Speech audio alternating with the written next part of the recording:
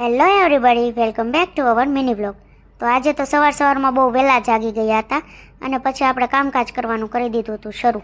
પછી આપણે બનાવી નાખી હતી નાસ્તાની ભાખરી અને ભાખરી ખાવા માટે બેસી ગયા. ત્યારબાદ હું થઈ ગઈ કંઈક આવી રેડી. પછી આપણે શ્રાદ્ધ હતું આજે પપ્પાનું, એટલે કે મારા સસરાનું શ્રાદ્ધ હતું. તો એ માટે બ્રાહ્મણ આવ્યા હતા અને વિધિ કરાવી હતી. પછી બધા ગેસ્ટ પણ આવ્યા હતા અને આજે આપણે બનાવવાના હતા લાડવા. તો દાળ ભાત શાક ને બધું બની ગયું હતું, એક લાડવા બાકી હતા. તો બધા બનાવવા માંડ્યા હતા લાડવા. પછી તો લાડવા પણ બની ગયા હતા અને ત્યારબાદ બધા જમીને ફ્રી થયા અને આટલી બધી ખાંડ લાવ્યા હતા. તો એ બધું પછી આપણે ઠેકાણે પાડ્યું. ત્યારબાદ આપણે સાંજની રસોઈમાં બનાવવાનું હતું દૂધીનું શાક.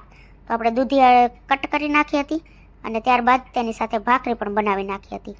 ત્યારબાદ દેવાંશી આવી હતી અમારા ઘરે રમવા માટે, તો એને પણ રમાડી હતી આપણે. તો મળશું કાલે આવા બ્લોગ સાથે. Bye bye.